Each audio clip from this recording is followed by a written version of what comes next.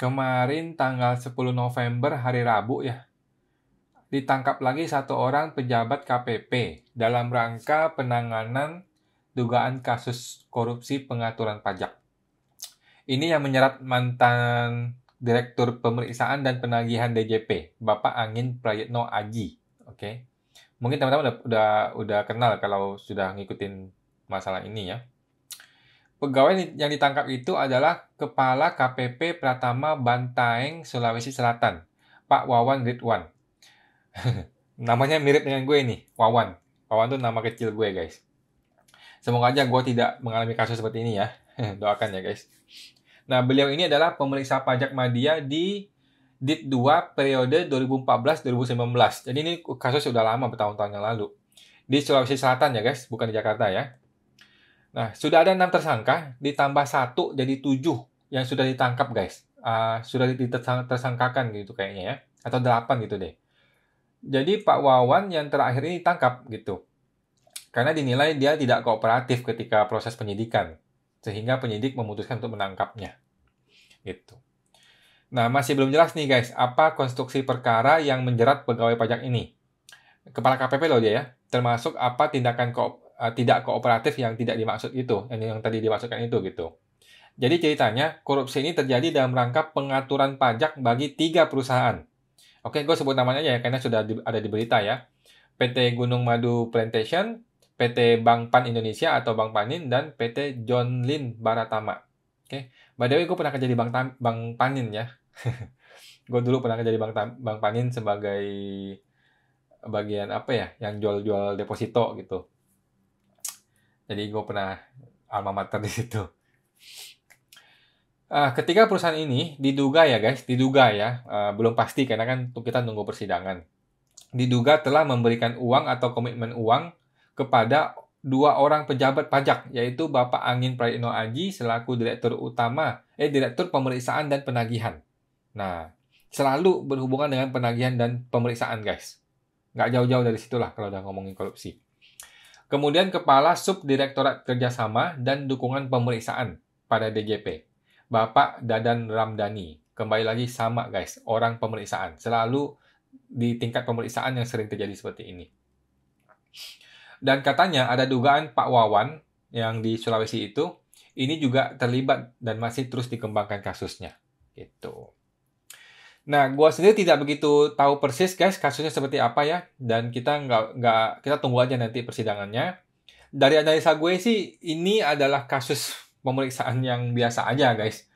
Cuman kayaknya ini wajib pajak besar ya, makanya kantor pusat mungkin turun tangan gitu ya. Nggak tahu juga bagaimana persisnya. Nah, sepertinya sih gitu. Jadi kantor pusat turun tangan mungkin karena kasusnya besar, uangnya besar gitu. Kalau gue salah tolong dikoreksi ya guys. Jadi Pak Angin bersama Pak Dadan, mereka ini tim pemeriksa pajak dari kantor pusat gitu. Dan diduga bersama-sama dengan Pak Wawan ini yang di KPP, yang sebagai kepala KPP-nya, menerima suap hingga puluhan miliar rupiah. Total penerimaan suap yang diterima, kabarnya sekitar 57 miliar rupiah. Nah, KPK menyebut uang itu diberikan kepada Angin dan kawan-kawan bertujuan untuk mengatur nilai pajak PT GMP, Bank Panin Tbk, dan PT JB.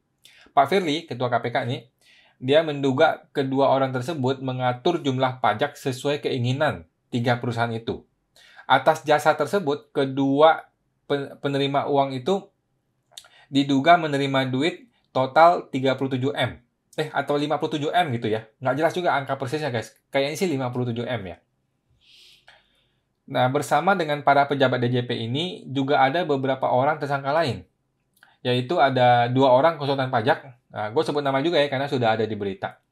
Pak Rian Ahmad Ronas, Aulia Imran Maghribi, terus ada kuasa wajib pajak, Veronica Indawati, ini kuasa, jadi mungkin orang dalam, karyawan gitu. Dan konsultan pajak lagi, Pak Agus Susetio. Jadi ada banyak orang nih guys, banyak orang yang terlibat ya. Kan ada 3 perusahaan gitu ya, jadi banyak orang terlibat di sini. Nah, oke, jadi itu kasusnya guys, itu kasusnya seperti itu aja kasusnya ya. Sebenarnya sih ini kasus yang sangat biasa sekali guys. Ini sangat normal sekali ya, tidak ada yang istimewa dari kasus ini sih menurut gua. Ini hanyalah kasus pemeriksaan pajak yang biasa. Kebetulan para pemainnya orang besar, duitnya banyak, jadi Eh, gua nggak tahu sih apakah si wajib pajak ini menawarkan uangnya atau si pemeriksa yang minta uang. Kita tunggu di nanti persidangannya bagaimana ngomongnya. Oke, pokoknya ada kesepakatan, nilainya fantastis 57 miliar loh. Dan gua nggak tahu nih kenapa mereka sampai bisa ketangkap nih ya. Nanti kita cari tahu guys, kenapa mereka bisa ketangkap, bagaimana caranya KPK bisa menangkap mereka gitu. Apakah mungkin sadapan telepon atau apa gitu ya. By the way, kita apresiasi KPK, kita apresiasi kerja KPK sudah melakukan ini, dan kita tentu mengutuk tindakan korupsi ini dong, ya. Selanjutnya, gue akan sampaikan analisa gue, guys. Nah, analisa gue ya, dan sekaranglah saat yang paling tepat untuk gue membuat disclaimer. Gue mendisclaimer bahwa semua isi video ini setelah ini adalah sepenuhnya 100% pendapat pribadi gue, gitu ya, guys. Tidak ada kajian akademisnya sama sekali, ya. Bukan kajian akademis sama sekali. Tidak dapat dibuktikan kebenarannya sama sekali, ya. Tidak berdasarkan fakta-fakta yang sesungguhnya sama sekali, dan ini bersifat sangat subjektif 100%. Gitu guys, ya. Apabila ada penyebutan nama dan tempat yang mungkin familiar bagi Anda, maka ketahuilah yang saya maksud itu bukan orang yang Anda kenal itu. Oke? Yang saya maksud itu adalah orang-orang dan tempat yang ada di dalam imajinasi pikiran gua sendiri. Oke? Yaitu di negeri Wakanda. Oke? Bukan kejadian ataupun fakta yang sesungguhnya di dunia nyata. Gitu ya guys? Oke, kita lanjut. Lu sadar nggak sih berita ini tuh nggak heboh? Gitu. Ketika terjadi penangkapan koruptor terhadap pejabat pemerintah gitu ya, atau siapapun gitu ya, pokoknya kalau politikus gitu ya, beritanya heboh, beritanya besar gitu ya. Tapi berita yang satu ini nggak heboh, ya. Padahal uangnya fantastis loh, uangnya 57 miliar, ini duitnya banyak banget ini guys. Ini sama fantastisnya seperti Pak Gayus Tambunan yang dulu itu loh. Oke, nah kenapa beritanya nggak heboh? Sederhana saja, alasannya ada beberapa. Yang pertama gini, ini nggak heboh karena beritanya tidak menarik. Tidak ada unsur politiknya mungkin ya, nggak tahu juga. Oke, intinya ini tidak menarik. Tidak ada orang yang akan berdebat mati-matian melawan ataupun membela para koruptor ini, gitu loh. Jadi tidak terlalu menarik untuk dijadikan berita nasional tiap hari gitu loh guys. Oke, Anda juga tidak peduli, ya kan? Anda peduli nggak? Oke, Anda juga nggak peduli, ya kan? Gua aja nih yang baru kali ini mau ngebahas kasus ini, padahal gue udah tahu kasus ini tuh dari beberapa waktu yang lalu gitu. Waktu itu kan gue baca nih, gue juga kaget sih nilainya sampai puluhan miliar. Kasus pemeriksaannya tuh sampai ratusan miliar guys, mungkin bahkan triliun kali, nggak tahu juga ya. Tapi gue menganggap ini kasus yang normal-normal saja gitu. Biasa aja, nggak ada yang istimewa. Ini tidaklah extraordinary di dunia kita orang konsultan pajak gitu ya. Kejadian ini tidaklah spesial. Ini hanyalah hal yang biasa terjadi saja. Maksudnya biasa saja gitu guys ya. Bukan biasa terjadi gitu. Hal yang biasa aja. Kebetulan kasus yang satu ini yang ketangkap. Gitu. Tapi Anda jangan negatif tinggi dulu dong. Oke? Jangan pikiran negatif dulu. Anda jangan pikir, wah Awan ini berarti orang koruptor dong. Oke? Jangan pikir begitu ya guys. Oke? Gua hanya mau kasih tahu aja bahwa ya gua nggak terlalu kaget gitu dengan terjadinya kasus seperti ini gitu loh. Bukan berarti gua koruptor. Oke? Please ya. Anda jangan menyebabkan saya sampai terkena kasus seperti ini gitu ya. Saya bukan koruptor. Oke? Saya tidak korupsi gitu guys. Saya ini konsultan pajak yang baik dan lurus. Gitu guys ya. Oke. Alasan kedua. Kenapa berita ini nggak heboh? Coba dipikir. Kenapa tidak ada orang-orang yang marah-marah mencaci maki peristiwa ini? Oke? Dan tidak ada juga orang yang mati-matian membela atau sekedar ya bersimpatilah terhadap para pelaku ini. Kenapa guys? Coba dipikir. Jawabannya simpel menurut gue ya. Karena Anda dan saya, kita berdua nih, yang lagi nonton video ini, kita semua ini, kita adalah pelakunya. Kita juga adalah pelaku gitu loh. Lu dan gua adalah orang yang sehari-harinya tuh berperilaku koruptor. Oke? Ini sudah menjamur, guys. Oke? Di setiap aspek dalam kehidupan kita tuh bertindak koruptif. Setuju nggak? Oke? Ini adalah kenyataan pahit yang harus kita terima ketika kita hidup di negara ini gitu loh. Bukan Indonesia guys, bukan Indonesia. Ini negara Wakanda yang ada di imajinasi gua. Oke? Ini negara yang hampir seluruh lapisan dari atas sampai ke bawah semuanya perilakunya koruptif. Gitu. Nah, sekarang gue tanya nih, siapa di antara Anda, di antara lu semua nih, yang berani marah-marah dengan perilaku korupsi pajak ini? Coba. Oke? Kalau korupsi politikus sih ya Anda berani marah-marah. Tentu, gue yakin gitu. Karena kan lu nggak terlibat. Ya kan? Lu bukan pelakunya. Tapi kalau korupsi pajak, coba gue tanya, berani nggak lu buka-buka ini semua? Oke? Gue tanya nih, berani nggak lu terbuka aja, lu buka laporan SPT tahunan lu? Oke, yuk kita buka sama-sama. Oke, kita lihat, lu jujur nggak lapor pajaknya? Berani nggak lu? Oke, para media massa itu, media-media mainstream itu, kalau dia mau memberitakan berita ini besar-besaran, coba kita buka laporan keuangannya. Berani nggak? Kita lihat laporan pajaknya. Berani nggak? Oke, apa jujur kalian lapornya? Oke, langsung ciut lu. Langsung mundur lu, gue yakin. Oke, langsung berhenti lu. Nah, siapa yang berani? Coba. Oke. Kalau ada yang berani nih, lu buka SPT tahunan lu di depan gue nih, lu buka di depan gue SPT tahunan lu, baik lu pribadi ataupun perusahaan, di saat ini juga gue bisa analisa, dan di saat ini juga gue bisa kasih lu data berapa banyak masalah yang ada dalam SPT lu gitu loh. Pengalaman gue yang sudah 10 tahun ini, mungkin nggak sampai 10 tahun ya, hampir 10 tahun gitu di industri ini ya. Hanya dengan gue baca SPT tahunan lu aja, gue bisa tahu di mana ada terjadi korupsi-korupsi dalam bisnis lu. Gitu loh. Di mana lu salah-salah mengisi SPT lu, gue bisa tahu, gue bisa lihat. Gue yang orang biasa aja loh. Apalagi mereka yang ada di Dijen Pajak gitu. Mereka orang jauh lebih pintar dari gue. Gitu guys. Oke? Nah, karena lu dan gue adalah pelakunya, kita ini adalah pelakunya, kita sudah terbiasa dengan perilaku koruptif seperti ini guys. Akhirnya nih, kita semua balik badan. Gitu loh. Kita semua pura-pura nggak tahu. Kita semua pura-pura nggak lihat. Gitu. Kalau ditanya, ya kita jawab seadanya aja. Kita jawab secara normatif. Gitu loh. Tapi tidak ada satupun di antara kita yang dengan tegas, lu mau membahas ini, luar dalamnya mau kita buka gitu loh. Nggak ada. Oke? DJP kemarin ketika ada berita ini ya cuman bikin siaran pers saja seperti biasa. Itu tindakan yang sangat normatif gitu guys.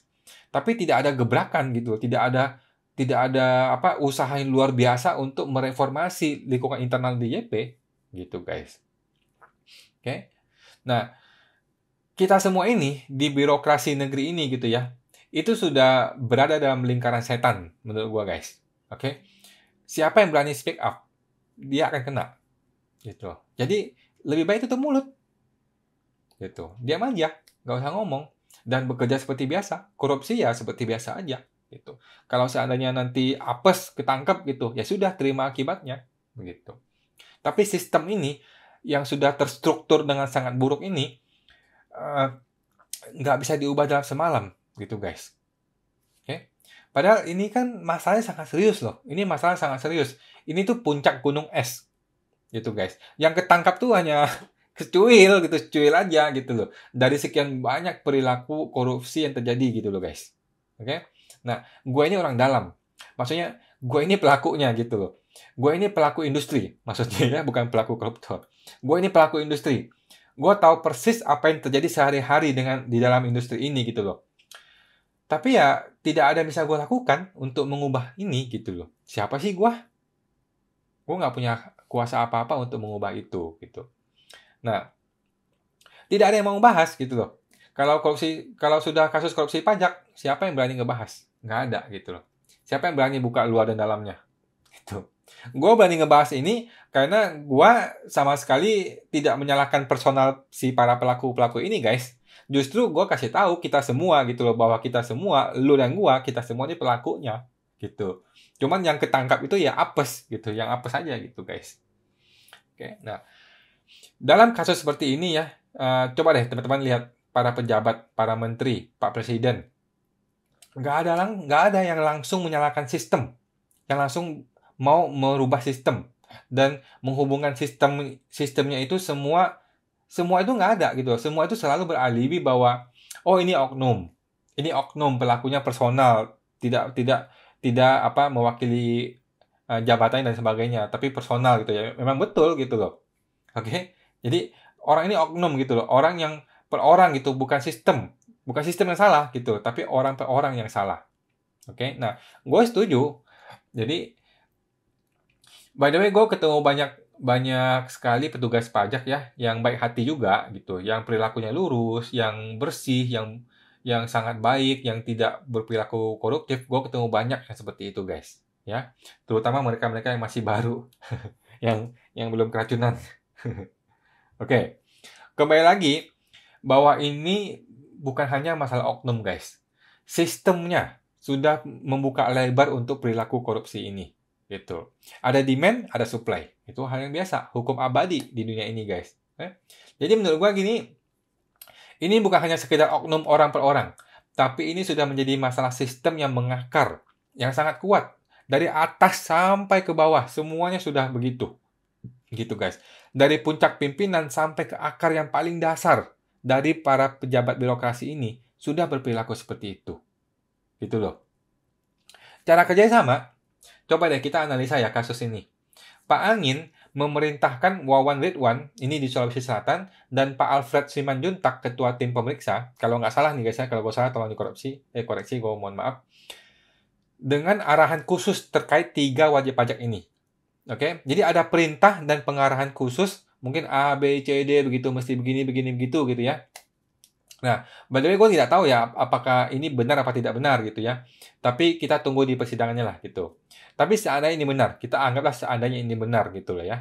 Dan Anda nih, Anda adalah orang yang berada di peringkat bawah di birokrasi ini.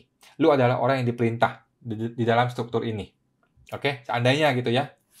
Anda mendapatkan perintah dari atasan kantor pusat, apa yang mesti Anda lakukan terhadap wajib pajak ini, A, B, C, D. Lu mau jadi apa? Lu mau gimana? Kau tanya. Lu mau jadi whistleblower? Lu mau jadi hero? Lu mau jadi pahlawan? Gimana? Lu mau ngelaporin atasan lu ini kepada presiden? Terus lu mau jadi pahlawan? No way. Nggak mungkin. Oke? Yang akan lu lakukan adalah persis seperti yang dilakukan oleh para anak buahnya ini. Oke? Kalau gua juga akan lakukan persis seperti yang sudah mereka lakukan itu. Oke? I want playing hero. Gua nggak bisa jadi pahlawan gitu loh. Ini tuh udah sistem, guys. Struktur piramida birokrasi yang sudah dikunci gitu loh, guys. Oke? Tidak mudah, nggak mudah. Tidak bisa lu ubah dalam sekaligus gitu, satu malam gitu, nggak bisa. Kalau lu mau melawan sistem, lu yang kepental gitu loh. Lu yang terbuang dari sistem ini gitu. Nah, jadi ini tuh betul-betul harus ada niat dari kepala. Oke, dari pimpinan pusat gitu ya. Oke, lu tahu apa yang gue maksud dengan kepala ya kan? Dan sayangnya sejauh ini yang gue lihat ya, kepalanya tuh, ya sudahlah. Kita lanjut deh. Kenapa wajib pajak perlu menyuap? Kenapa tidak dilaporin aja sih apa adanya dengan benar? Kan ini perusahaan nih. Jelas-jelas semua hitungannya kan jelas gitu loh. Lu jangan maruk dong. Ya kan? Kenapa lu kan punya sistem yang sudah rapi gitu. Kenapa lu nggak lapor apa adanya gitu loh. Jika perusahaan lain, perusahaan bank-bank lain, contohnya ini perusahaan lain yang sejenis bisa comply dan tetap bisa profit, harusnya kan Anda juga bisa dong. Ya kan? Nah, masalahnya gini guys, yang sering terjadi adalah wajib pajak itu bukannya jahat, bukannya dengan sengaja, tapi dia cuma tidak rapi gitu loh. Oke? Karena dia tidak rapi, ketika terjadi pemeriksaan, orang pajak kan pinter. Ya kan? Orang pajak ini adalah orang yang sangat pintar banget gitu loh guys. Mereka ini adalah orang-orang terbaik di negeri ini. Kau percaya itu? Hitung-hitungannya itu mateng. Gitu guys. Hitung-hitungannya itu betul-betul rinci dan detail. Apalagi perusahaan-perusahaan sebesar ini gitu loh. Jadi sehingga perusahaan yang besar ini, walaupun dia besar duitnya banyak, tetapi tidak rapi. Gitu. Gue nggak bilang mereka ya. Gue bilang pada umumnya seperti yang gue ketahui. Gue tidak bilang yang di kasus ini. Nah, karena mereka tidak rapi, ketika dibongkar satu persatu laporan keuangannya dan laporan pajaknya, terjadilah yang namanya koreksi fiskal. Koreksi fiskal.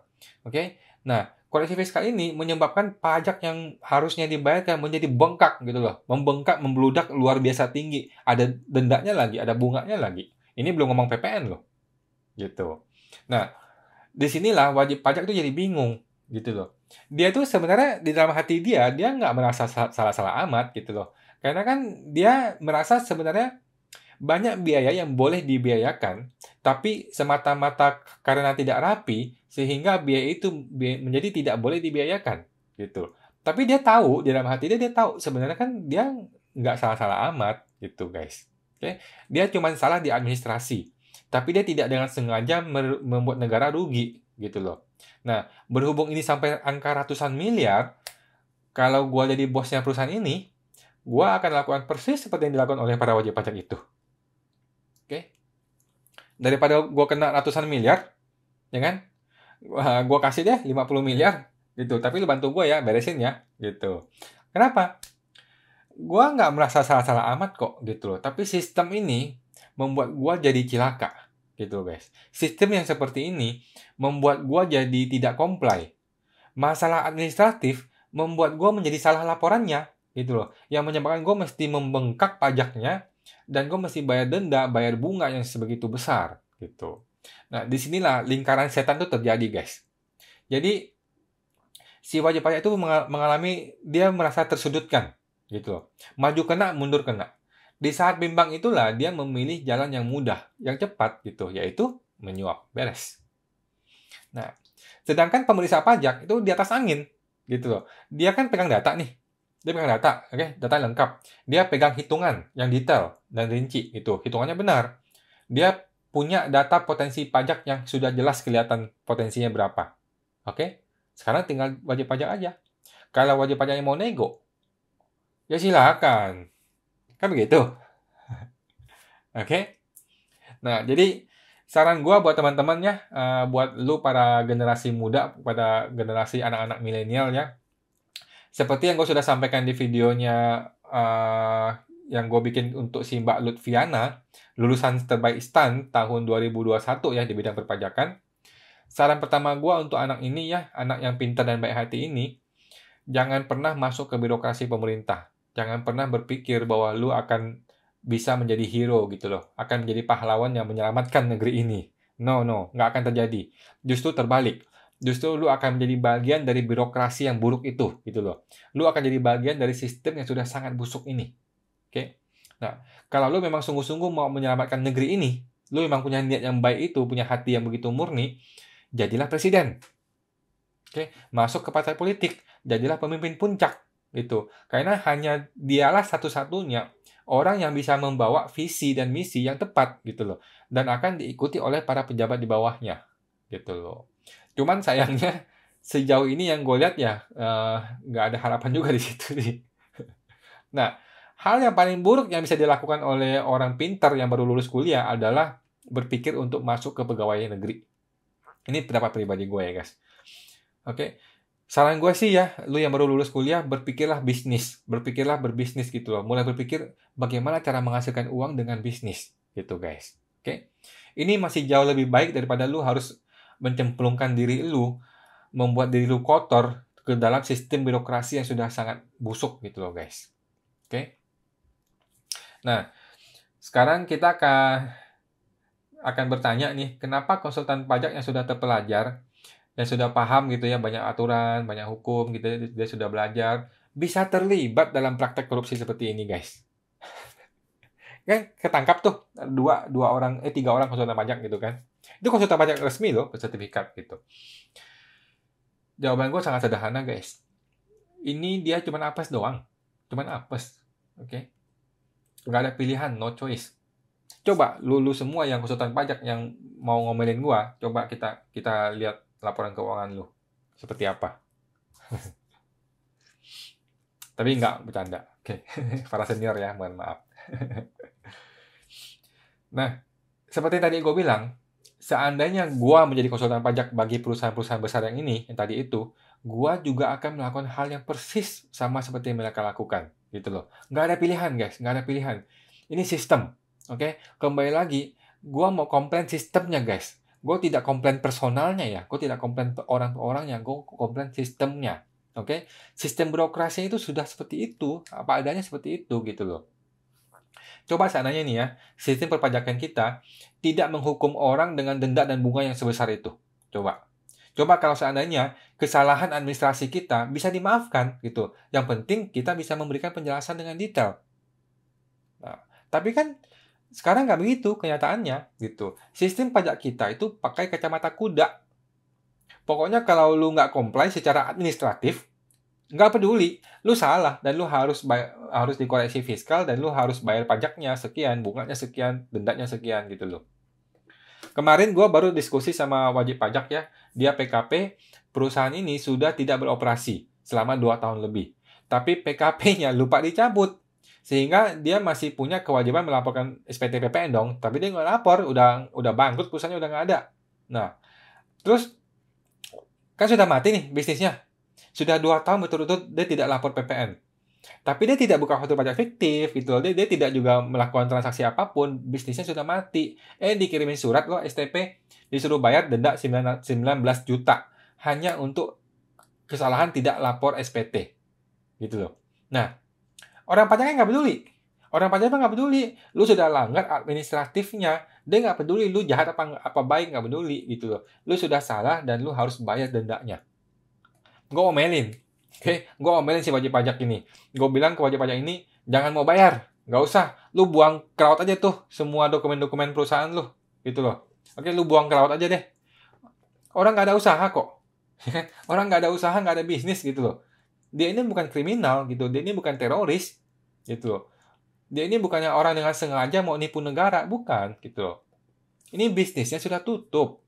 Gitu loh. Bisnis sudah mati gitu loh. Cuman WP-nya nggak ngurus penutupan perusahaannya. Nggak ada duit juga sih buat ngurus penutupannya. Gitu loh. Kalau lu mau komplain dia nggak lapor PPN, lu mesti komplain di bulan berikutnya dong. Di bulan saat dia nggak lapor pertama kali itu. Jangan tunggu 2 tahun terus dijebret disuruh bayar 19 juta. Kan gila itu. Tapi petugas pajak mah nggak peduli. Dia nggak salah loh. Gue nggak bilang petugas pajak salah loh. Dia tidak salah. Dia menjalankan peraturan sesuai dengan peraturan yang berlaku. Sistemnya sudah dibikin seperti itu. Oke? Nah, sistem seperti ini guys, sistem seperti ini ya, menurut gua nggak ada harapan gitu. Kita mau 100 tahun lagi Ibu Sri Mulyani masih menjabat juga nggak ada guna gitu loh. Perilaku seperti ini masih akan terus terjadi gitu. Oke. Sekarang kita bahas mengenai kepatuhan wajib pajak. Menurut gua sih nggak ada yang namanya kepatuhan wajib pajak ya. Yang ada adalah kerelaan wajib pajak untuk bayar pajak gitu loh. Jadi hampir tidak ada ya wajib pajak yang patuh dengan peraturan perpajakan sepenuhnya. Tapi itu menurut gua aja. Oke. Dari sekian banyak klien gua, ya nggak banyak-banyak amat sih. Dari sekian banyak klien gua cuman ketemu satu aja klien gua yang dengan tegas dia bilang gini, tolong Awan, semua perpajakan saya harus dilapor dengan baik dan benar sesuai peraturan pajak yang berlaku. Tidak usah bikin tes planning macam-macam, lapor sesuai dengan peraturan pajak yang berlaku.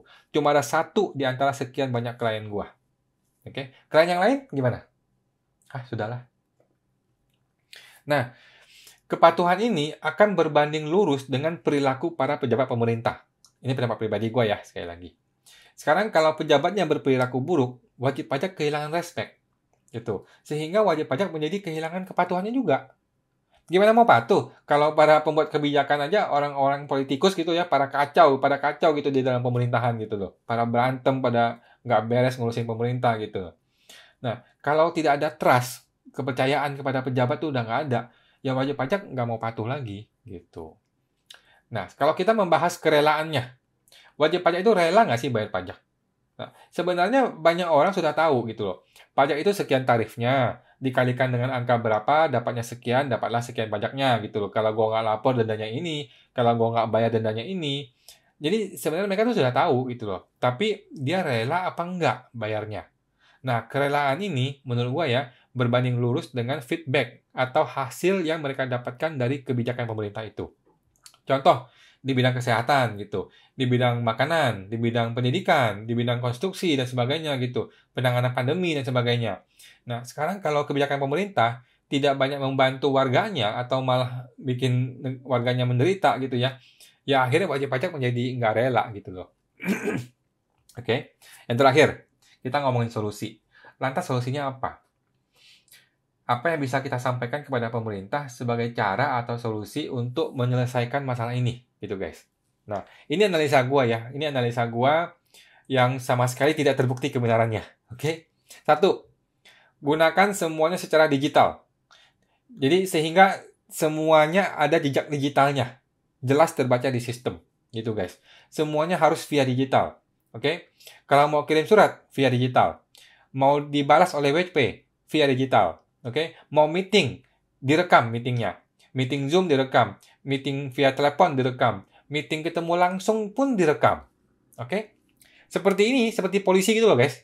Kalau nggak salah kan di Amerika itu polisi itu ada rekamannya di bajunya gitu loh. Sehingga setiap kali ada perkara, ada rekamannya dengan jelas. Gitu loh. Nah, begitu aja pejabat kita, pejabat pajaknya maksudnya gitu. Semua dibikin digital dan ada rekamannya. Coba kita lihat nanti bagaimana lagi cara mereka mau korupsi. Oke.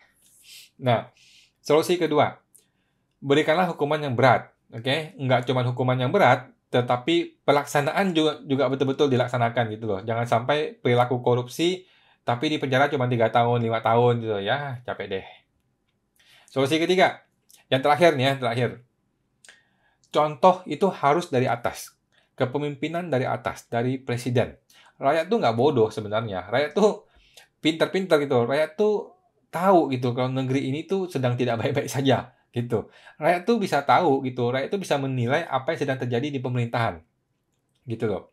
Jadi apa yang sedang terjadi dengan presidennya, dengan kabinetnya, dengan para pejabatnya, rakyat tuh bisa tahu, bisa paham gitu loh.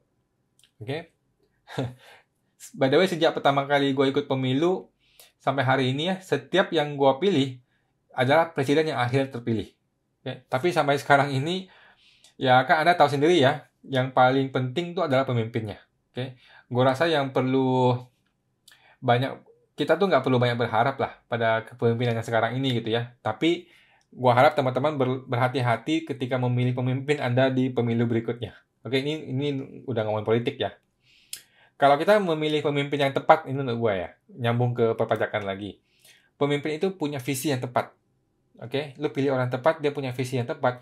Maka seluruh jajaran pejabatnya dari atas sampai ke bawah akan ikutin visi ini. Yang penting visinya tepat dan visinya tuh kuat gitu loh. Kita butuh pemimpin seperti ini. Oke? Nah, dan tentu saja ya selain pemimpinnya, ya Anda dan saya, kita semua ini ya mulai dalam diri kita sendiri juga. Gitu guys. Oke? Itu aja. Sampai jumpa guys.